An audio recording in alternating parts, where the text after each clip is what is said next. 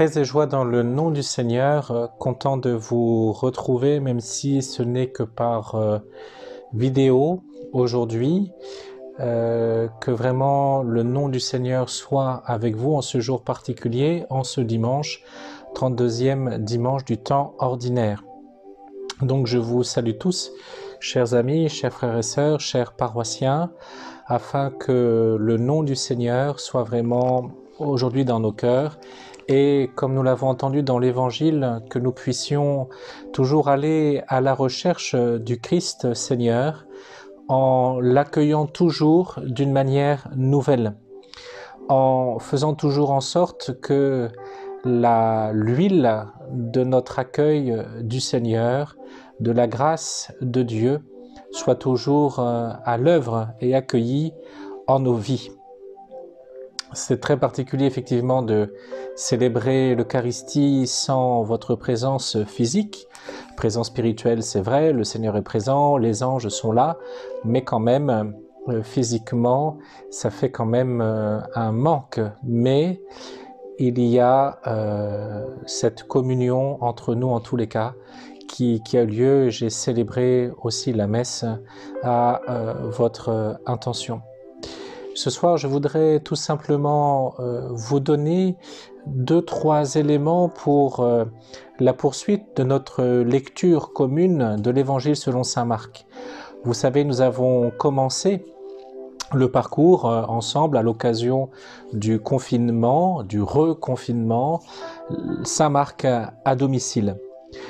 La semaine dernière, 2 chapitres, les 2 premiers chapitres ont été mis en ligne sur Facebook, le lien sur Twitter, Instagram et sur notre chaîne YouTube où vous pourrez retrouver chaque semaine ces 2 chapitres. Donc cette semaine, vous retrouverez le chapitre 3 et 4 et en fin de semaine, vous aurez le droit, entre guillemets, à un petit commentaire de votre serviteur.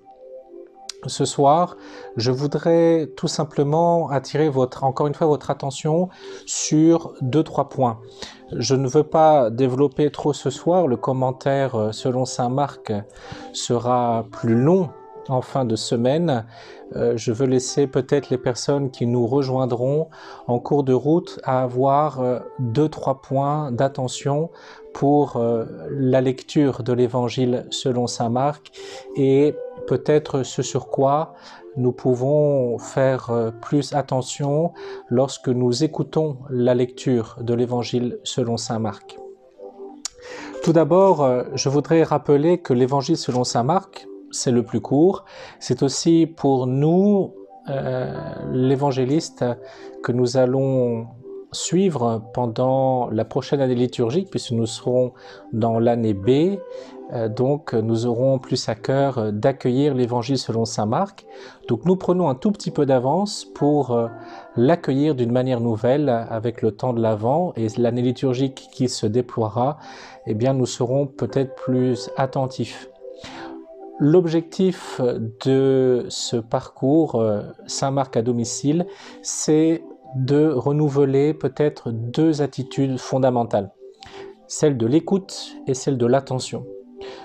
Je sais, vous pouvez avoir chez vous le temps d'ouvrir la parole de Dieu, de lire l'Évangile selon saint Marc comme cela, et je pense que vous l'avez fait moi-même, mais nous prenons le temps de le lire ensemble, c'est-à-dire de prendre le temps d'une personne qui le lit et qui va au rythme pour faire attention à l'écoute.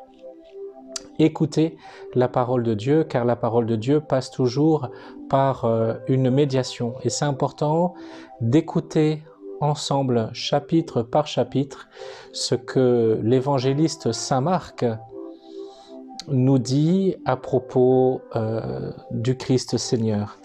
Car en effet, l'évangéliste saint Marc, s'il est le plus court évangile, la question fondamentale de l'évangéliste, ce n'est pas de nous donner tout un ensemble d'enseignements de Jésus, mais de nous poser cette question fondamentale.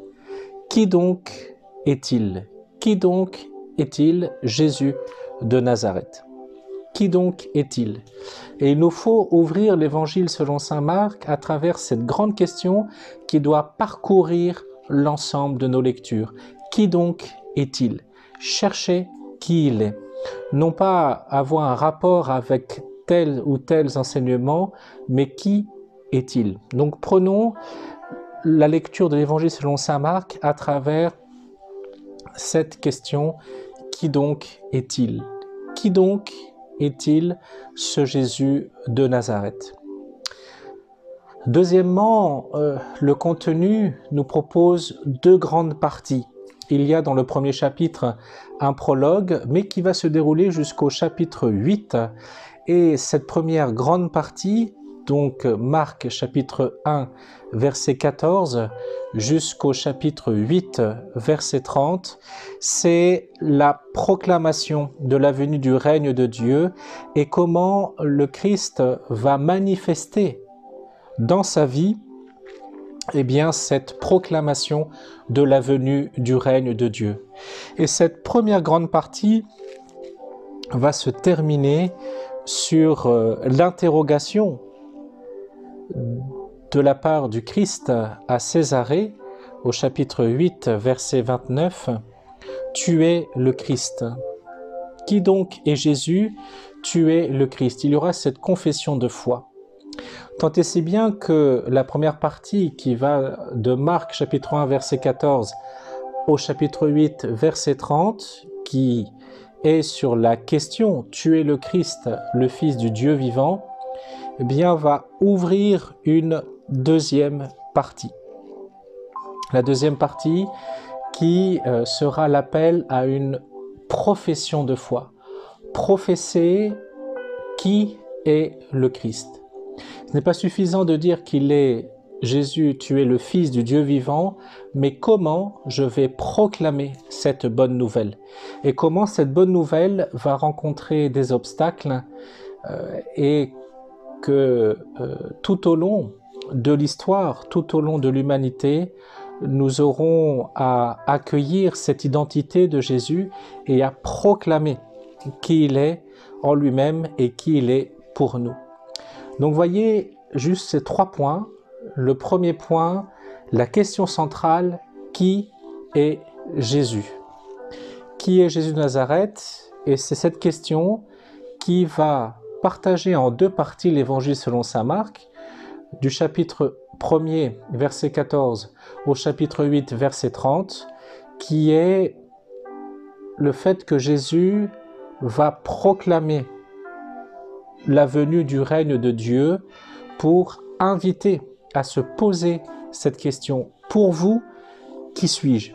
Et il faudra bien retenir cette question du chapitre 8. Pour vous, qui suis-je? Pour toi, qui suis-je? Et cette question doit toujours être vivante dans nos cœurs pour que cette proclamation puisse se faire dans toutes les situations de notre existence. Et c'est du chapitre 8 au verset 15 de l'évangile selon saint Marc qui montrera que cette proclamation de l'identité de Jésus se fait à travers les épreuves, les situations aussi difficiles. Et le chapitre 16 où il y a bien sûr le tombeau ouvert et ces saintes femmes qui ont du mal, qui ont peur aussi à proclamer et qui rejoint aussi notre vie et peut-être la situation d'aujourd'hui, la proclamation du Christ ressuscité rejoint peut-être certaines de nos peurs, certaines de nos incertitudes, de nos doutes, et comment la proclamation du Christ ressuscité est-elle plus forte? Vous voyez, dans la situation dans laquelle nous trouvons, que nous traversons dans notre pays, comment nous pouvons proclamer que le Christ ressuscité est plus forte que nos peurs, nos doutes, et que nos peurs peuvent se convertir en espérance. Ainsi, le point d'attention que je donnerai pour la lecture, et je reviendrai en la fin de semaine sur les 4 premiers chapitres, mais pour la lecture, faites attention à l'adverbe « aussitôt ». Vous voyez, l'adverbe « aussitôt » est dit plus d'une dizaine de fois dans les 2 premiers chapitres de l'Évangile selon saint Marc. Donc, accueillons d'une manière nouvelle cet Évangile pour qu'elle soit une bonne nouvelle, bonne découverte de l'Évangile selon saint Marc, à travers qui est Jésus, comment le règne de Dieu est proche de nous et de moi, et comment je peux proclamer, et comment, du coup, aussitôt, je peux m'interroger sur l'identité de Jésus pour moi, et aussitôt, comment je peux proclamer sa présence dans ma vie. Voyez, dans la poursuite de la lecture de l'Évangile selon saint Marc, comment les personnes vont interroger l'identité de Jésus et comment Jésus et ceux qui vont accueillir Jésus vont proclamer son identité.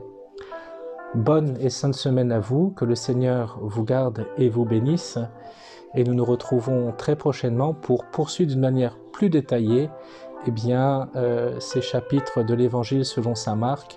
Peut-être que moi-même je referai un complément sur les 2 premiers chapitres en milieu de semaine, mais ceci laisse le temps aux personnes qui souhaiteraient nous rejoindre à ne pas prendre trop de retard et qu'ensemble nous entrions petit à petit dans l'écoute et l'accueil de la parole de Dieu. Que Dieu vous garde et vous bénisse. Amen. Alléluia.